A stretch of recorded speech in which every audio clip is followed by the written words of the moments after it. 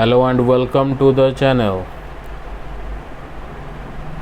An elementary school classroom in a slum. Stephen Spender's poem An Elementary School Classroom in a Slum highlights the harsh realities of poverty and social inequality faced by children in a slum school.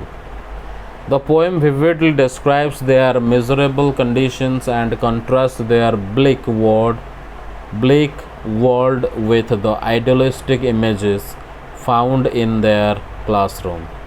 Stanza 1. The poor condition of the children. The poet begins by describing the children's physical appearance, emphasizing their malnourishment and suffering. Their faces are dull and lifeless, far removed from the vibrancy of the outside world. He compares them to rootless weeds, suggesting that they lack stability and nourishment. The tall girl appears exhausted. The frail boy looks sickly, and another child has inherited a disease from his father. However, one young boy in the class still dreams of a better life, imagining the freedom of a squirrel playing on a tree. Stanza 2. The contrast between reality and classroom decorations. The walls of the classroom have pictures of Shakespeare, scenic landscapes, and maps of the world, symbols of knowledge and beauty. However, these hold no meaning for the children, whose real world consists of narrow streets and a hopeless future. Their lives are overshadowed by poverty, with no access to the vast world beyond their slum. Stanza 3. The false promises of education. Spender criticizes the unrealistic nature of education for these children. The presence of Shakespeare and world maps only serves as a cruel reminder of what they can't attain. Their existence is compared to a slag heap where their thin, weak bodies struggle for survival. The poet suggests that as long as slums exist, education and dreams remain meaningless for these children. Stanza 4. A call for change. In the final stanza, Spender appeals to those in power, governors, inspectors, and visitors, to take action. He urges them to break the barriers of poverty and open up opportunities for those children. He dreams of a future where they can experience nature, knowledge, and freedom. Only through education and equal opportunities can they break free from the cycle of poverty and claim their rightful place in history. Theme of the poem: social injustice and class inequality. The poem highlights the stark divide between the privileged and the underprivileged. The power of education. The poem emphasizes the importance of making education meaningful and accessible to all. Hopelessness versus hope. While the poem paints a bleak picture, it ends with a call to action for a better future. Now in details. Stephen Spender's poem An Elementary School Classroom in a Slum talks about poor children studying in a school located in a slum. The poet describes their miserable condition and criticizes the social injustice that keeps them trapped in a poverty. He also hopes for a better future for these children through education and freedom. Stanza 1. Description of a slum children. The poet begins by describing how different these children are from those who live in better conditions. They are far away from fresh air and happy surroundings.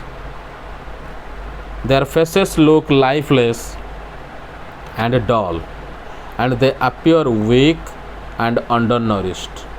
He compares them to rootless weeds, meaning they are like plants growing without care, unwanted and neglected. One girl looks exhausted with her head bent down as if she is burdened with worries. A boy is extremely thin and weak with sharp, restless eyes like a rat. Another child suffers from a disease that he has inherited from his father. His bones are twisted and he struggles to read his lesson from the desk. At the back of the class, there is a small, unnoticed boy who still dreams. He imagines a squirrel playing freely on a tree, showing his desire for a world outside the slum. Stanza 2. The classroom and the children's world.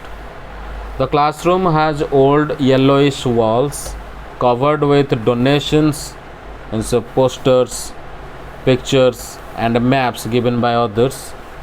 Among these decorations are a picture of Shakespeare, a beautiful landscape of Tyrol, it's a scenic place in Austria,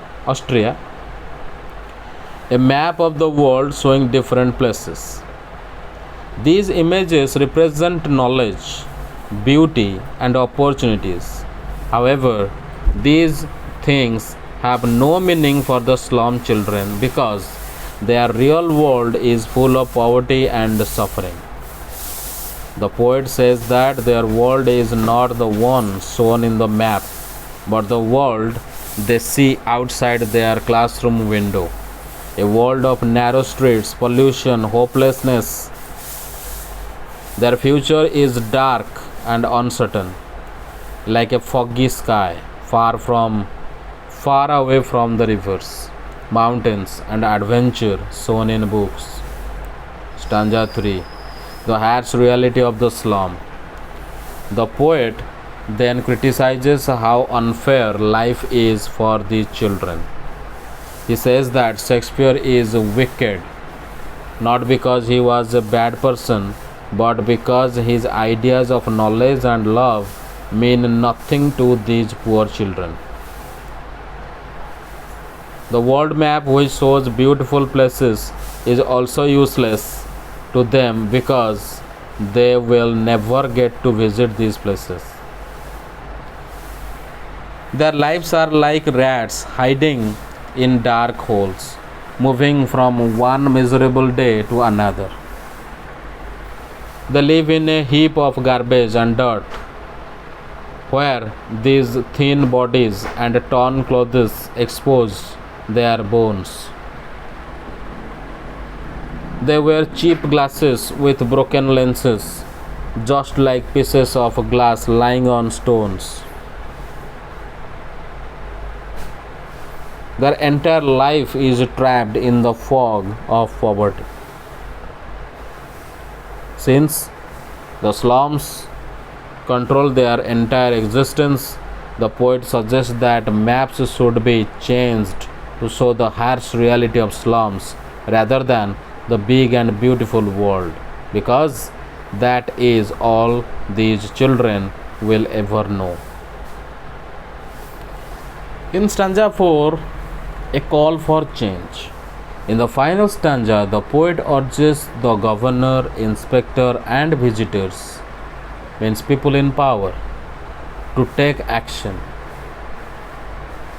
He asks them to break the barriers that keep these children trapped in these slums, give them opportunities to escape their miserable lives,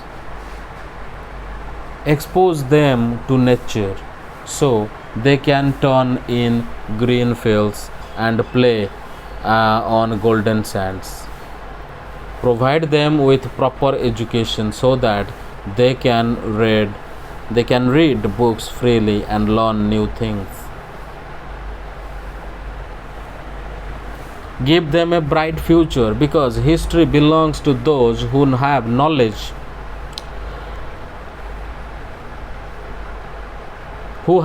and power.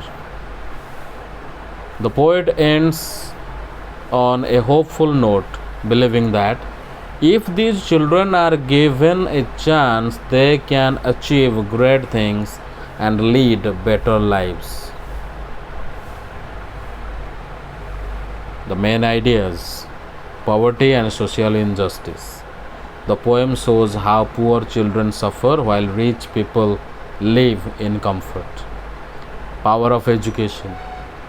The true education can free children from poverty, but they need real opportunities, not just dreams.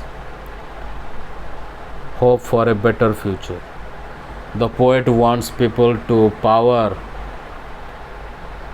in power to help these children get a chance to succeed.